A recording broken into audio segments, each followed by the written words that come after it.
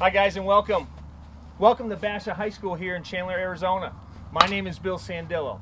And you know, for 15 years, I've had the privilege of playing and coaching with some of the best players and coaches in this industry. You know, the hardest thing to do in baseball is to hit a baseball.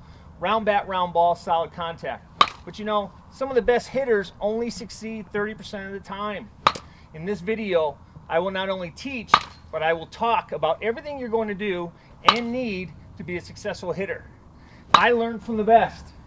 Here's your chance.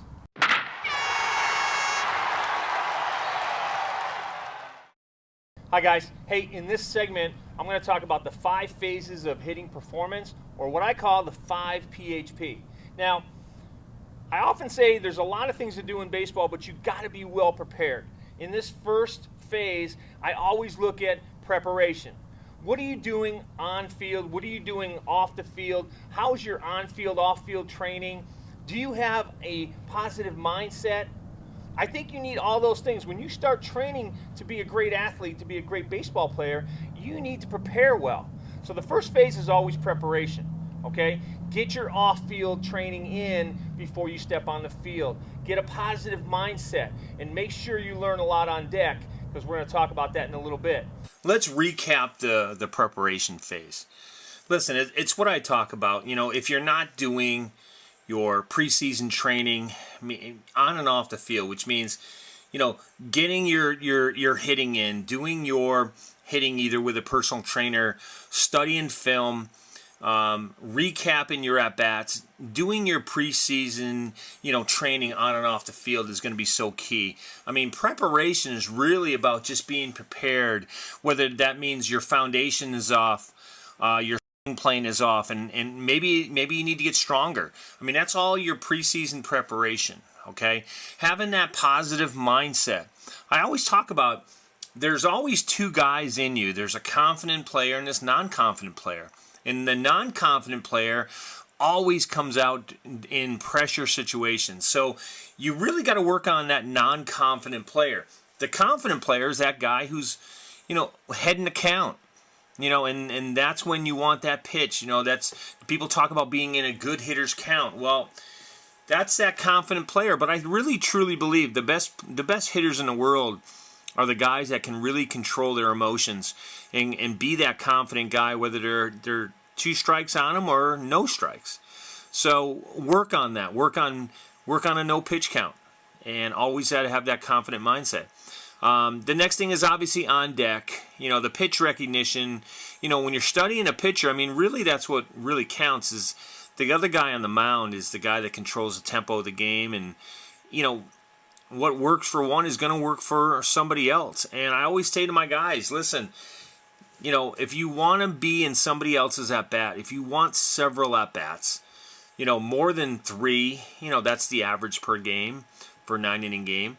If you want 12 at-bats, put yourself in everybody else's at-bat, and what would you pick here? What kind of pitches would you look for? And then, obviously, that helps with preparation and studying pitchers and being prepared. So you go to the plate, and the first time you see his curveball is not when it gets thrown to you, but when it gets thrown to somebody else. Okay? So that's our first phase preparation. Now, the second one is setup. We talk a lot about foundation. We're going to talk about that a little bit later on, but we're going to talk about foundation and routine. Okay? Do you have a good routine as you set up, as you get into your stance? I often say to kids, listen, if your swing is bad, it's because we got to start at the beginning. We got to work on our setup. Get that figured out, and then everything else kind of falls into place. Okay, so recapping phase 2, the setup phase. We talk about as you step into the batter's box, what's the first thing you do? Well, hopefully you're placing your back foot in, or then your front foot in, and you're establishing your good setup. And I always tell people, work from the ground up.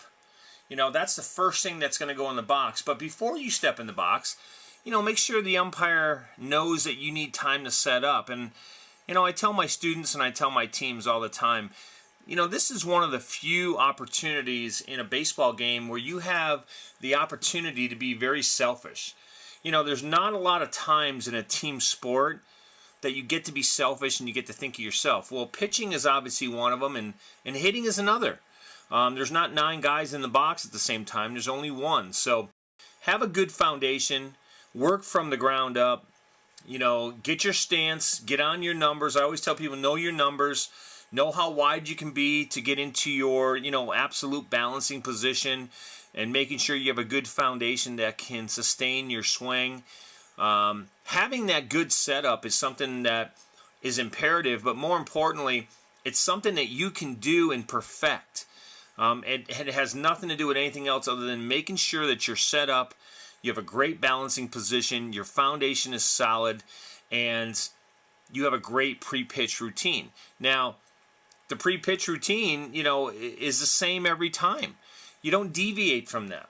So every time you step out of the box and then step in, I always tell people it's like a brand new at-bat. The next pitch could be the one that you're going to swing and hit. So every pitch is a new at-bat for you. And you got to take it like that. So when you're going through your phase 2 setup phase, think about it. Think about that. Think about that, your pre-pitch routine, and that every pitch is a new at-bat. And once you get your setup down, then everything else from there just moves forward. Now, the third one I talk about is the action phase of your swing. Okay, now the action phase is, your rhythm, how you set up. Do you have a start and a finish to your at-bat? Okay, and of course we're going to talk about load and rhythm. That's all about your action phase. Okay, so let's talk about, recapping the action phase of your swing, or phase 3. Okay, I always tell people you got to have a good start and finish to your at-bats. You got to create a good rhythm and create some movement in the box. And, you have to load and trigger for power. But, the action phase of your swing is where really the nuts and bolts of your swing come together. It's where, you have that pitch in your mind, you see it coming, and, now you're starting your swing. And we always talk about having a start and finish to your at-bat. So when you step in the box, and we talked about this in the setup phase, in phase 2, have a start to your at-bat. So as soon as your feet hit the box, are you in some sort of rhythm and movement? We call it 2.0 when you line up the bat and with the release point of the pitcher, and then you start your movement when he starts his. That's the start of your at-bat. That's the start of your action phase. And then the finish is obviously, did you swing the bat or did you take the pitch? Because we know this from our phase 2, that once you step out of the box and step back in, it's a brand new at-bat, and you got to start again. Again, have that start and finish to your at-bats. And, create some movement. Have some rhythm. Rhythm makes you relaxed. It makes you want to swing the bat, and it just gets you in that mood to make sure everything fires at the same time. And then think about this. Some of the best hitters in the world make sure that they get back, they load for power, they trigger their hands up before they swing. We always know, we've heard many coaches say this, you got to go back before you go forward. Well, the good hitters that are really have a great foundation, they don't have to go back that far.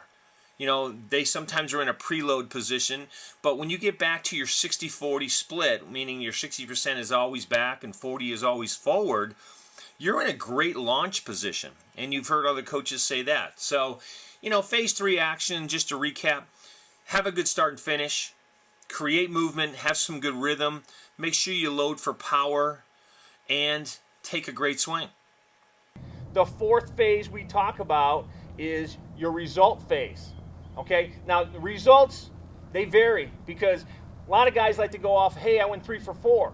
Well, you could have hit the ball 3 times really hard and got no hits. Okay, so that's not the results we're looking for. But guess what? In the result phase, I really care about swing path. Do you have quality swings at the pitches you want to hit? Okay, did you make solid contact? Did you put the ball in play? And then, of course, what were your results? I think we have to really dissect that to understand that section. Okay, so let's recap phase 4. That is your result phase, okay?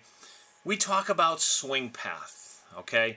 We talk about having what is called a one-piece swing as compared to a two-piece swing. Did you hitch your hands down before you went back up and went to the ball?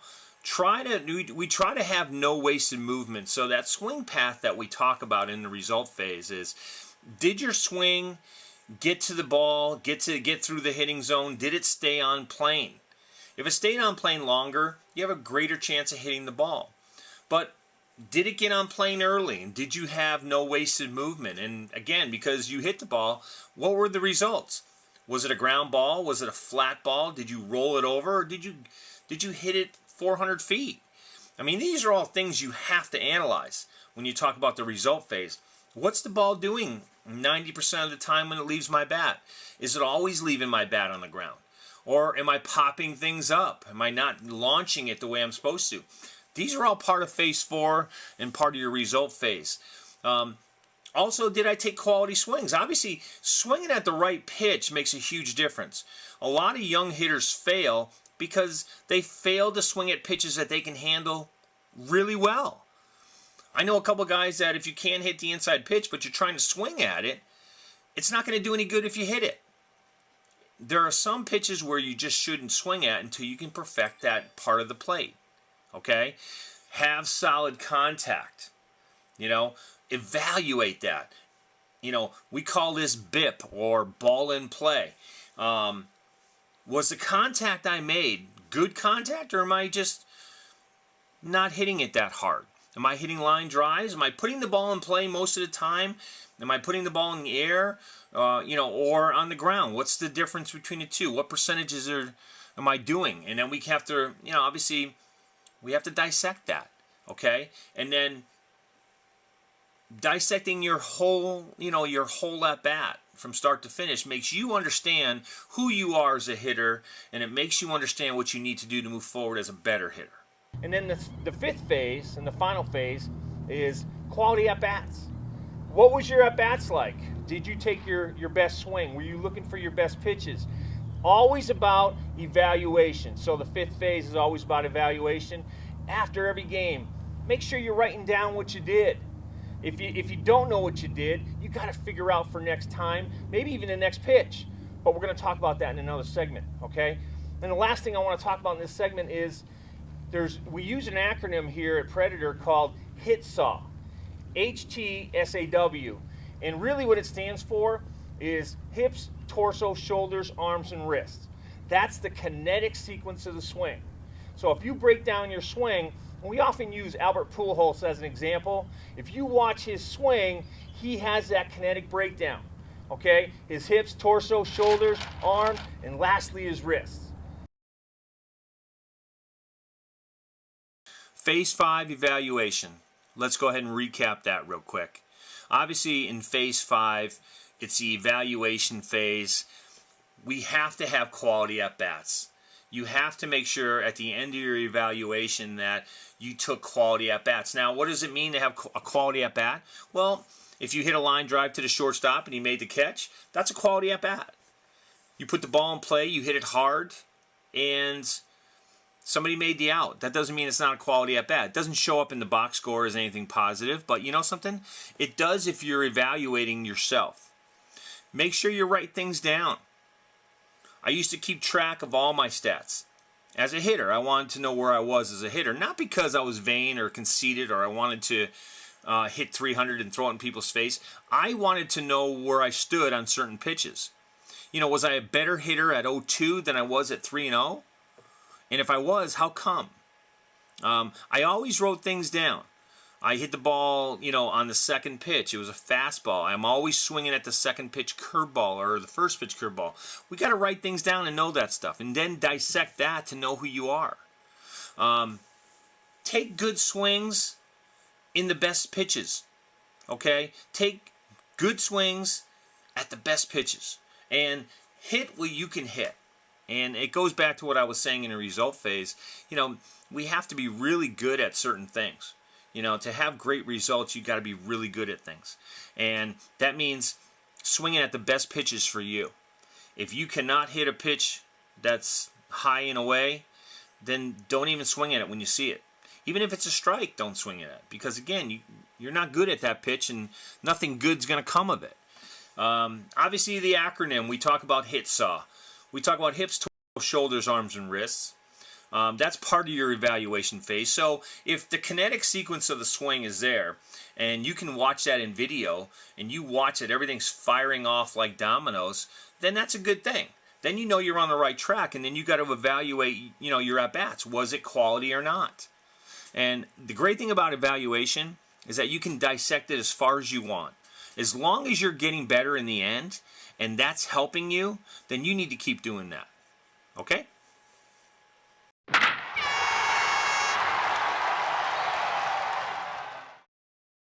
Okay guys, in this segment we're going to talk about the first thing, which is the 1.5 stance.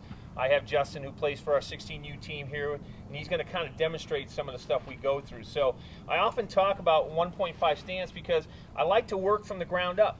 I like to look at a kid's foundation, look at his pyramid, how he's standing, and kind of see how his foundation is. Now, he's kind of a tall kid, and if he didn't have a strong foundation, I certainly would get him into that. So the first command is 1.5 stance. Go ahead, Justin, get into your 1.5 stance.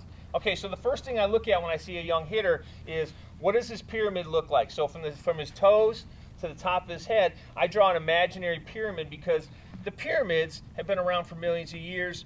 They're the most powerful structure known to man, and obviously they're going to control your swing as you swing through. So we relate this whole thing to being a really solid foundation all the way through, and really this is going to control his swing. Okay? All right, so let's recap the 8 essential hitting commands.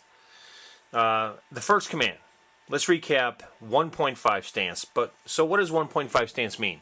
Well, 1.5 stance itself means if shoulder width is equal to 1, then go a half more with your feet.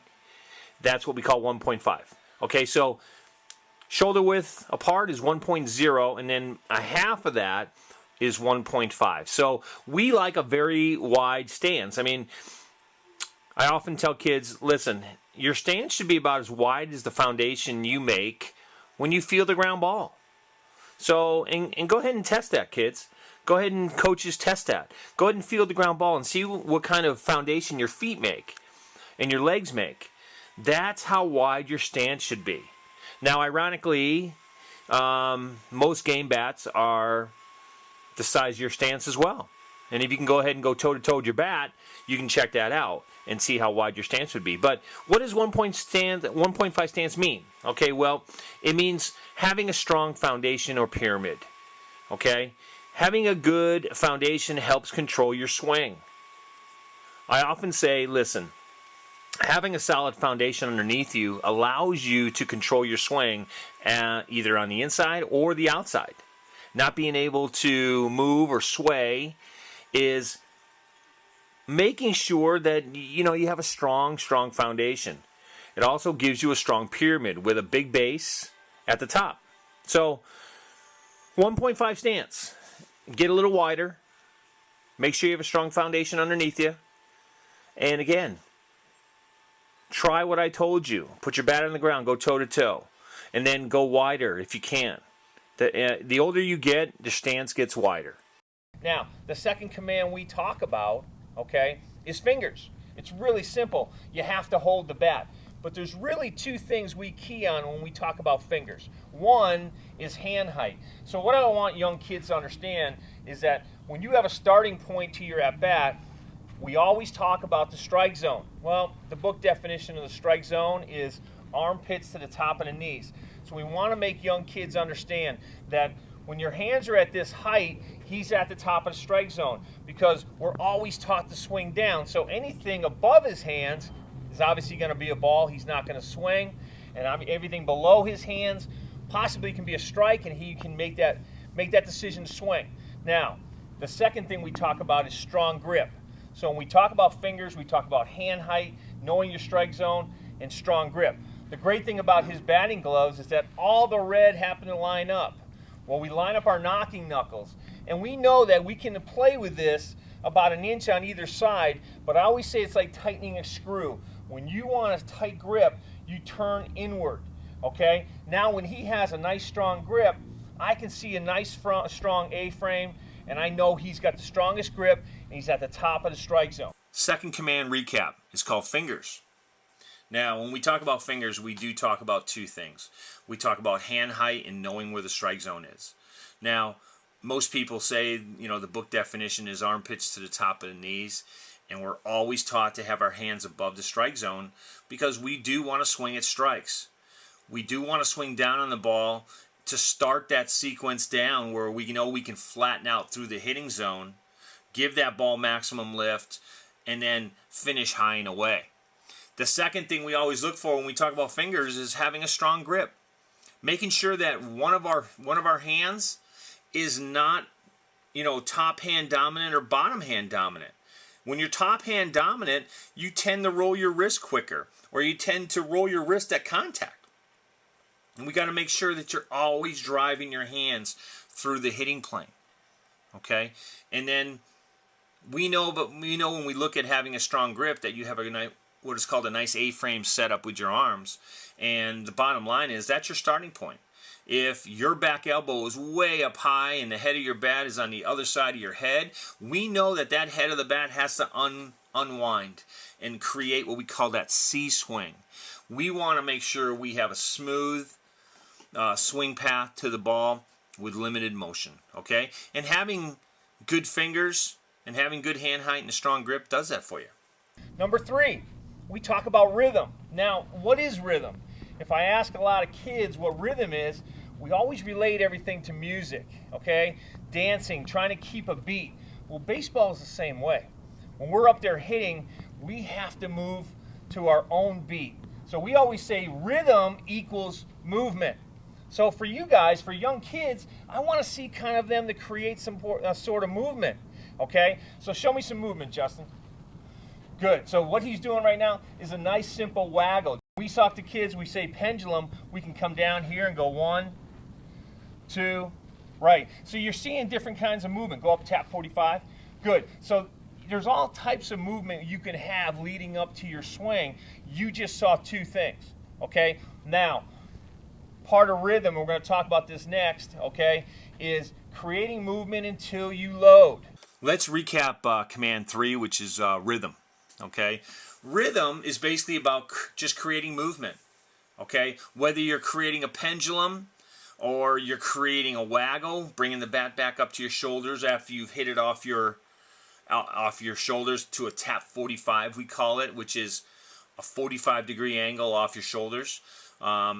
It's all about creating movement prior to your load, okay? So all these major league players, when you can see how they have a little bit of rhythm, they can waggle the bat as fast as they want, but when they get into their load and start to get into their launch position, they're all in the same place. Their hands drop into the slot, and all that rhythm stops, okay? But having some rhythm to create movement to start with is a really good way to get into your swing. Okay, so let's talk about load because that is our 4th command. Load and trigger. So for young kids, their coaches always say to them, hey, I want you to load up, load up. Well, not many people really know what that is. So when we talk about load, we're talking about getting his weight back. We always want a weight distribution of about 60-40, okay? So once his weight is back and he's still balanced, okay, we can talk about hands. We talk about load and trigger. Triggering your hands means that when you load back with your weight, your hands are triggering about 2 to 4 inches up, still above the strike zone. I see a lot of young kids when they trigger, they always trigger their hands down. Now we talk about that strike zone. Now you got kids trying to swing up at the ball, okay? We don't want to do that. So we always got to be aware of where our hands are at the top of the strike zone and when we load and trigger. Okay, so let's recap the 4th command, which is load. And when we're talking about load, we, for the younger kids, we also want to talk about trigger. And for, the older kids, we want to talk about trigger with that. But when we talk about the younger kids, we talk about load or load up. We talk about getting your weight back, okay? Some people like to stay in the middle, which is at a 50%. But we know when you're going to come forward, when you stride out, Even when you no stride, some weight's going to come forward, and if you break that front knee all the time, then you're what we call a front foot hitter. So we want to make sure we get our weight back 60, 40, 60% back, 40% still forward, and have that kind of weight distribution. Okay? Make sure when we're triggering our hands, again, when we teach young players how to hit, we don't use the word trigger. We use just load. That refers to your hands and your weight getting back. But as you get older and start entering high school, we talk about triggering your hands about 2 to 4 inches up as you load your weight back. Okay? Again, limited movement, not moving so much so you're not screwing up your swing path. Okay? And always, always, always making sure that when you do decide to swing, after you've been loaded up, you swing hard. The fifth command is stride. Now, I often ask young kids, what do we use stride for? And the most common answer I get is power. But the bottom line is, we load for power. If we can load at 100%, we don't need stride as power. But what a lot of kids should use stride for is balance and timing. Okay, so when we say who we're trying to time, we're obviously trying to time the pitcher. He's got the ball, he has the tempo, we have to time him. So balance, so when we stride out, go ahead Justin, show me a stride. Good, now when he strides out, we want him to stay back, and he's always got his heel up, and he's in a nice balancing position, his hips aren't open, he's ready to explode. Okay, I see a lot of young kids, when they stride, they come forward and they start moving their hands, their hips start opening, now you're losing power. So we talk about that power thing. So when you stride, make sure you're balanced, make sure you use it for timing, because you want to time that pitch before you unleash your hips. Fifth command, let's go ahead and recap stride. Okay, really simple. I ask a lot of kids, why do you stride? And obviously the number one answer with young kids who really don't understand their swing too much is I stride for power. Well, we know in the fourth command we talk about load. We know that loading for power is the way to go. So you can't stride for power as well. So why do we stride? Well, it's really simple. We stride for balance and timing. Okay? We want to time the pitcher's pitch. We want to get his tempo to his release. We want to make sure that we understand what that pitcher's doing, and we have to time him. But more importantly, when that foot comes down, am I balanced? Or am I shifting forward? Am I continuing to move my head forward? Because we don't want your head to move once your foot's down.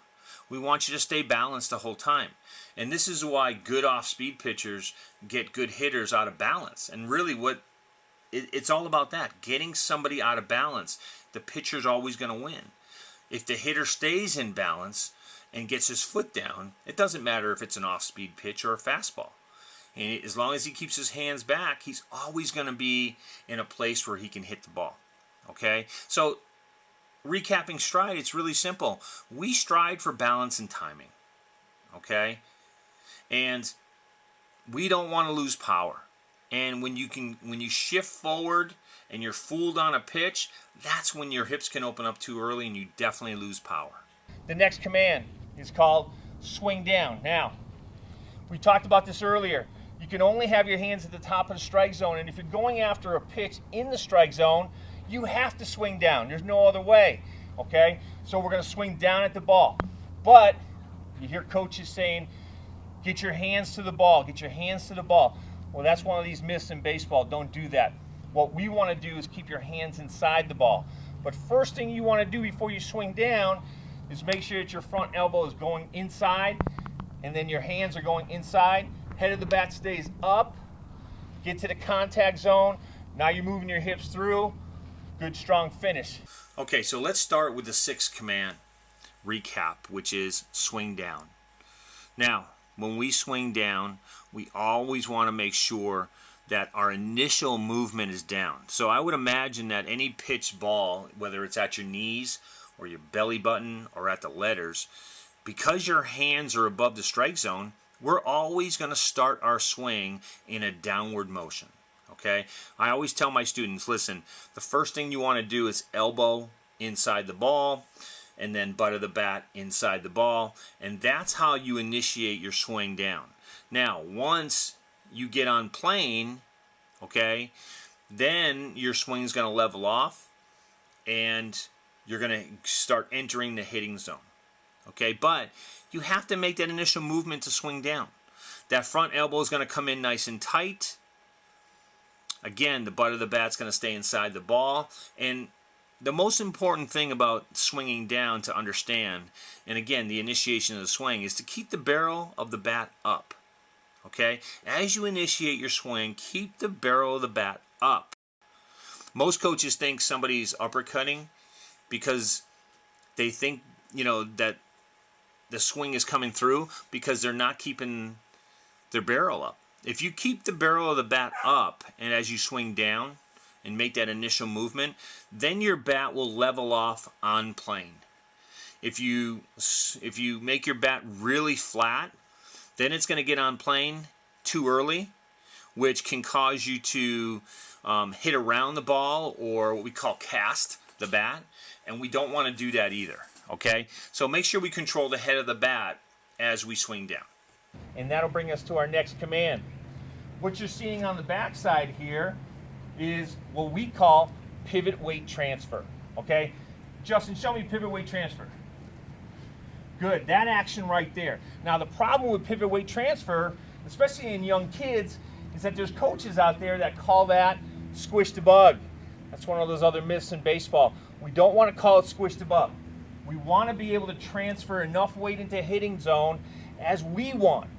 If you go ahead and squish the bug, give me it open all the way, Justin. He's all the way. Now, if I tell him to hit this outside pitch, he's not going to be able to because his hips are going one way and his bat's going to try to reach this pitch, which is going another. So when we talk about pivot weight transfer, we talk about getting this back knee, back foot to the ball, okay, and then driving through, okay? Okay, so let's do 7th command recap. It's called pivot weight transfer, or what we call PWT. Now, obviously this command has a lot to do with all the Little League coaches. They call it squish the bug. It's really just a back foot rotation where you open up your hips and rotate. We never want to use that term squish the bug. It's a huge no-no. It's a big fallacy in baseball. We want to use the word pivot weight transfer. So I want to make sure you guys understand that. Pivot weight transfer means I need to pivot it, the amount of weight into the hitting zone as necessary. Okay? Just transfer weight as needed. And you're not going to transfer as much on an outside pitch as you would an inside pitch. So the last thing you want to do is open up your hips and back knee all the way, and you'll be susceptible to that outside pitch. So just remember this simple alignment, okay? Back knee to the ball, wherever that ball is in the hitting zone, making sure that at contact, your belly button, your back knee, and contact are all lined up. And then obviously the last command is finish high, finish strong. I see a lot of kids coming through the hitting zone and immediately they roll their wrists and they want to die off here. And they're not giving that ball maximum lift. So when we come down through the hitting zone, go ahead, Justin. Now, as he comes out, he wants to bring it up nice, high, and away. You're going to see that his shoulders cleared 100%, his hips cleared 100%. He's got a good negative lean, and he looks really solid, so that's good. So listen, kids, this system, thanks, Jess. This system right here will teach you to know where you're at all times, okay? The 8 hitting commands, get on it, do it right, more to come. Okay, so let's recap the 8th hitting command, which is finish high, finish strong. A lot of young guys will start to decelerate their swing at contact. And what I like to tell kids is make sure you're swinging through the hitting zone at 100%, okay? Don't roll your wrist too early. Don't roll at contact. Making sure you're driving through in a nice high and away finish. Okay, you're making sure your hips and your shoulders should clear at 100%. And we always say hit against your front side. So have a firm front side. Create what is called a negative lean. That'll give that ball that maximum lift out of the hitting zone. Okay. Now you have a solid foundation from what we've talked about in the first command. So this is going to create solid balance as you swing and as you finish your swing. Okay? And so make sure you're finishing high, make sure you're finishing strong.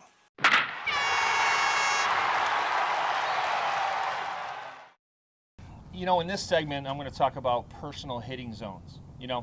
I have 3, and I often explain this in my training. Good hitters know the difference between their personal hitting zones. Good hitters always step to the plate with a plan, and they always look for that one pitch that they can drive.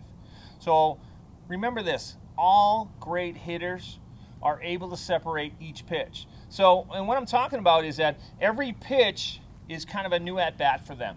And you got to be able to separate your good pitches from your bad. So I always talk about the strike zone. Well, in another segment, we talked about the strike zone being from your armpits to the top of your knees. Okay? That's a strike zone. Now, the umpire is going to evaluate you based on your height. Okay? He's just going to evaluate your height and who you are. Okay? That's your strike zone.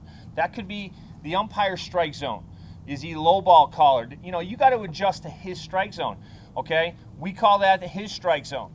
Now, we also call this for hitters the hitting zone. This is 2 or more zones that you like to hit in. So when I try to get my guys to understand is that there's always 2 zones that you like to hit in. There's an A swing and a B swing. Okay? And we're going to talk about that. So your hitting zone consists of those 2 zones, your A swing and a B swing. Now, your hot zone is your favorite zone to hit in. So I ask a lot of guys, if you knew what pitch you liked the best, and you went to the plate knowing that, wouldn't you want to look for that pitch every time up? Well, the answer is yes. And that's what hitting is going to the plate prepared, knowing what pitch you can handle in the area of the plate you can handle, and actually seeing it and executing. Okay? Now, major league hitters, I often say it's about learning several languages. In baseball, you got to speak a couple languages, and we got to talk the language of your hitting zone. So if you like those pitches high and away, high and outside, and that's one of your favorite pitches, but you hate low and in, well, guess what? Sooner or later, a pitcher's going to know that, and they're going to exploit that, and they're going to get you out every time. That's why you got to be able to hit that pitch. You got to be able to hit this pitch well. So go to the plate knowing your best pitch, pick your favorite zones, and go to hitting. Okay? Those are my personal hitting zones that all my guys learn. Okay? We're going to talk about in other segments too. Let's recap personal hitting zones. Now, I tell my players every day, all good players, all good hitters do one thing in common. They step to the plate with a plan. So what does that plan mean? What does that mean for some people to say, I want to step to the plate with a plan? Well, basically having a plan of attack, what you're going to look for, what kind of swing you're going to look for, in what zone. Is it going to be off speed? Is it going to be a fastball? Depending on the count, what am I going to look for? I mean, that's having a plan, and your plan can change every pitch, okay? I often tell people, look for a pitch you can drive. If you can hit a lot of pitches very well, look for that one pitch that you're very good at, and look to drive that pitch. I often ask people, what's your goal? What's your mission when you step to the plate? And I hear, well, to get on base. Well, that's everybody's goal. But the bottom line is your goal should be to hit the ball hard. Should be to drive the baseball. Okay? That's what having a plan is.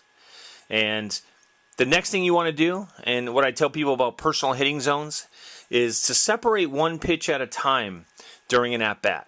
Okay? Every pitch, good hitters like Manuel Ramirez and David Ortiz, and they're able to separate every single pitch. They're able to separate one pitch at a time. If you get a bad pitch called on you, you're not going to let that bother you, because guess what? That's only one pitch. Okay? So when we talk about personal hitting zones, we talk about the strike zone. And I think it's really, really in your favor to understand that the umpire that's at the game, to really understand his strike zone. Because he's going to evaluate you based on, height when you step into the zone and when you step into the box. He's going to evaluate you, and it's based on height. I mean, we talk about armpits to the top of the knees, that's a strike zone, but you really got to be a good hitter, you got to understand what the umpire's calling. He may be calling the outside strike. He may be calling the high strike or the low strike. Well, that's his strike zone. Okay? We talk about the hitting zone. Okay? To be a good hitter, there's got to be 2 or more zones that you like to hit the ball in. And what I mean by that is, If I like to hit that ball high and away, and I like to hit that ball low and in, then those are the two zones that I always look for. I want to make sure I hit the ball in those two zones. If I don't like high and inside or low and outside, then I'm not looking for pitches in that area. Okay? I only want to look for balls I can handle in my own personal hitting zone. Okay? And then a hot zone. Well, a hot zone's really simple. It's look for the best pitch in the best zone that I'm good at. So if I know that I can kill that outside pitch, and I'm just looking for fastballs or something away, then that's the zone I look at. I split the plate in half, and I look away. If you come inside on me, then you know something, you beat me, because I'm not looking there. But I got a 50-50 chance on either looking outside or inside, and I'm going to choose outside because that's where I can handle it the best. Or maybe you're an inside hitter. Maybe you can hit that pitch the best. Whatever it is, that's what you got to do in making sure that you're always looking for your hot zone. Okay? You know, and when we talk about zones, guys, understand this. Zones are like languages. They just tell you what to do. They just tell you, you know, that you have to be fluent in one or more of the areas. And make sure that you're good in them. Understand your hitting zones. Make sure you understand the strike zone. Make sure you understand what you're good at, and you'll be better for it.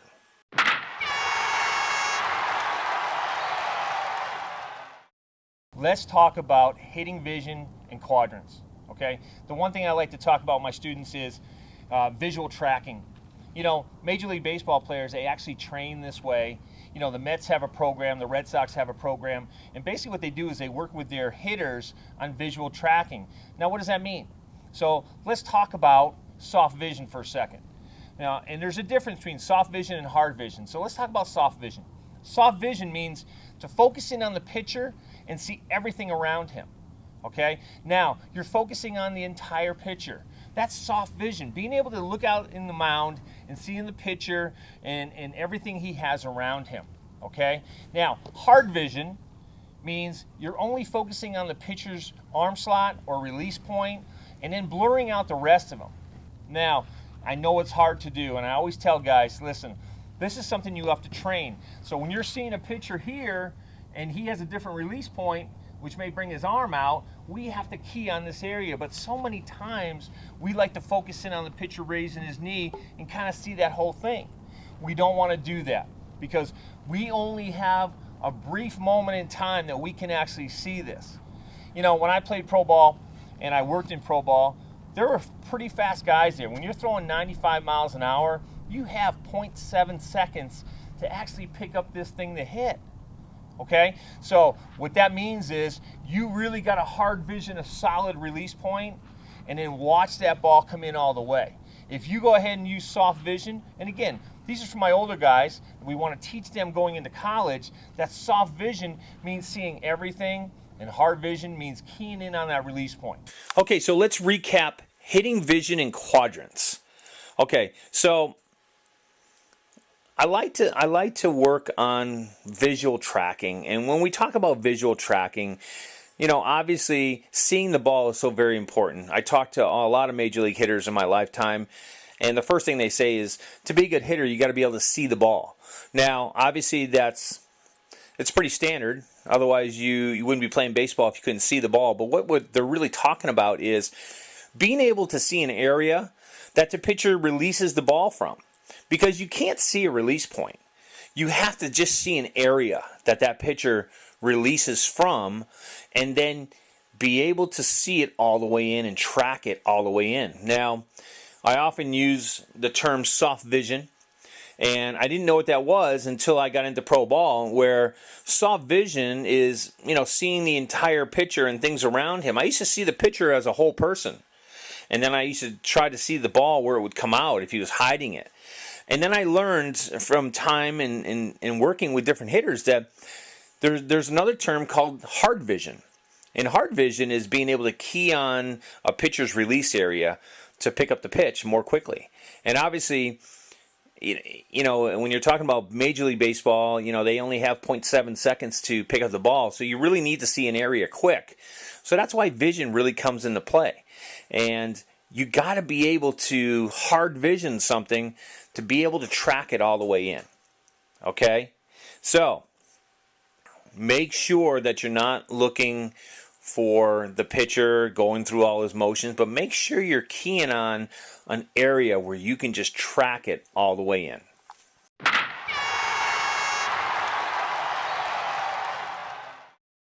I want to talk about the 4 pillars of hitting. Now, this is for my older guys. Okay, we did a segment with the 8 hitting commands for the young kids. Now we're going to do a segment for the older kids.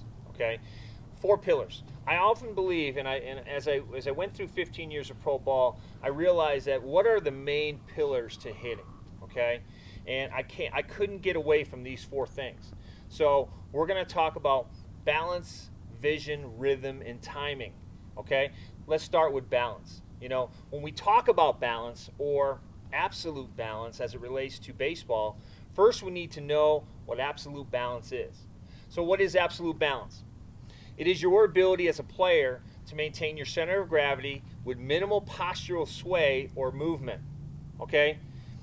Simple things like the width of your stance or the size of any object you place in your hands like a bat will change your posture and will change your center of gravity. So when you have your stance width, your posture, and your spine angle, okay, and when those things are accurate, you will experience maximum power. Now, what is maximum power? So what is maximum power as it relates to your swing is a better question, right? So when you're in absolute balance, your feet will have minimal sway, like we talked about, but when I want to talk about absolute balance and maximum power, we always call that maximum ground force. So that's the amount of space that your feet covers between there. So you get into your stance, okay? We talk about our 1.5 stance from earlier, but when we talk about maximum ground force, we talk about the amount of space in between your feet. So when your feet are on the ground, we have maximum ground force. Now, what other places in baseball can we use that? Well, we know we use it in hitting. We use it in running. Outfielders do it when they set up, and also our pitchers do it when they extend out. Okay, the farther you can go as a pitcher, you have more maximum ground force.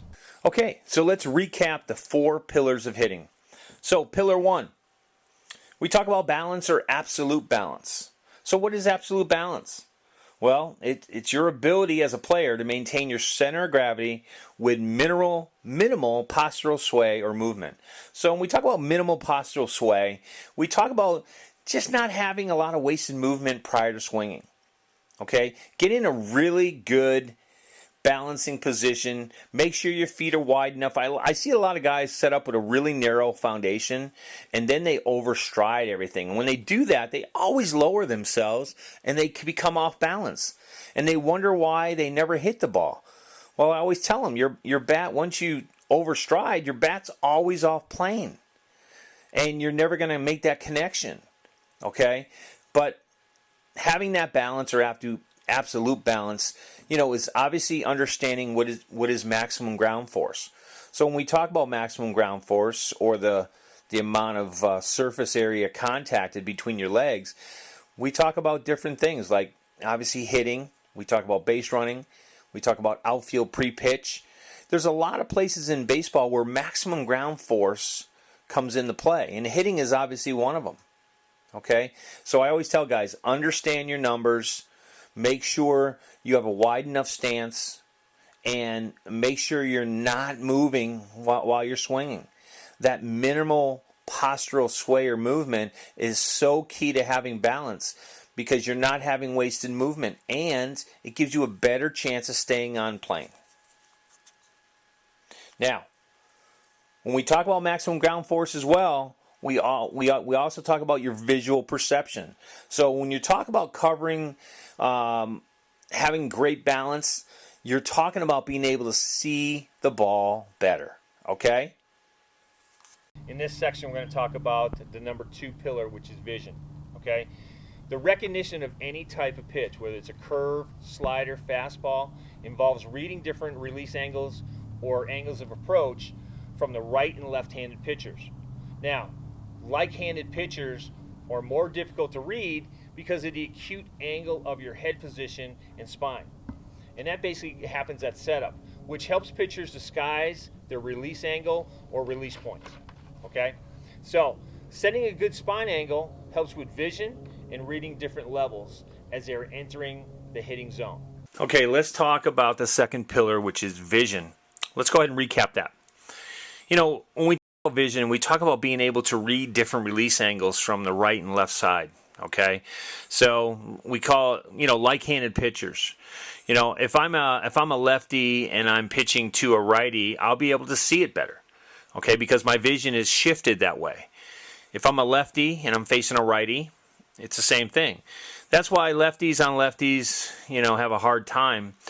And righties on righties obviously have a hard time if somebody drops down because they have a different angle. And, usually the angles are moving away from a righty or a lefty if you're like-handed, we call them. So make sure that, when you're talking about vision, that you're creating a good spine angle because your head tilts automatically. And it'll help you with reading different levels as they are entering the hitting zone. Okay? Obviously, we're pitching downhill. The ball is sliding across the strike zone, and with your head leaning in, you'll be able to read different levels as it happens. Okay, so pillar number 3 is rhythm. When we talk about the importance of having rhythm in your swing, we talk about having some type of movement prior to your load and your trigger. Now, we talked about that in the 8 hitting commands because just like in adults, just like when we're trying to hit at the highest level, we still need to have rhythm. We still need to load and trigger before we swing.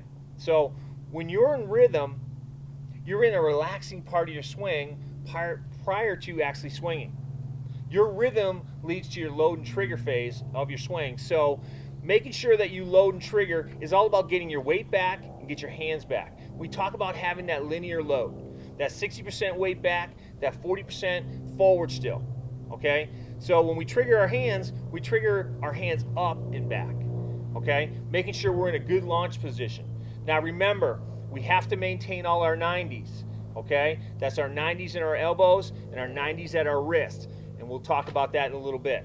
Okay, let's talk about the third pillar and let's recap rhythm. Okay? Just like everything else, we have to have some type of movement prior to loading and triggering. Maintaining our 90s. When we talk about our 90s, we talk about the bend in our elbow and the bends in our wrist. Okay? Those are the 90s that we're talking about. When you start to swing and you extend your arm or create an arm bar, that means you didn't maintain your 90, and that creates a long swing. Okay, so having rhythm really has a lot to do with maintaining certain things prior to swinging. Before you load and you trigger, have a little bit of rhythm, maintain your 90s, and basically you're setting yourself up for the next stage of your swing. Good. Now, in pillar number 4, we talk about timing. So when we talk about timing the baseball, we are really talking about no wasted movement in your swing. And that's prior to contact. Okay? Having that one-piece swing allows hitters to stay on plane longer throughout their swing and into the hitting zone. With timing, I always say don't be late to the dance. And I always say don't be late to the dance with your swing. Okay? We can always be late in other areas, but you can't be late with your swing. You can't be late on an inside pitch, and obviously when you're trying to hit 95 on the outside, you better not be late either. Okay? So if you cut down on wasted movement and go directly to the ball when you swing, that's what coaches consider having a nice, short, compact swing. When you have a two-piece swing, it means that something has happened in your bat or in your swing plane prior to swinging at the pitch or prior to making contact. Now, the great thing about timing is that you stay on plane longer. Okay? You'll have a greater chance of hitting the ball with much more solid contact. So let me say that again. The great thing about timing is that if you stay on plane longer, you'll have a greater chance of hitting the ball with much more solid contact. And honestly, hitting is not only a contact sport, but it's a pure contact sport. Okay? So remember, players, don't get caught up and always wanting to pull the baseball. A lot of young players today do that. They get caught up in this whole thing is that I need to pull the baseball. The great thing about a baseball field is it's built like a V. Okay? It's built like a V for a reason.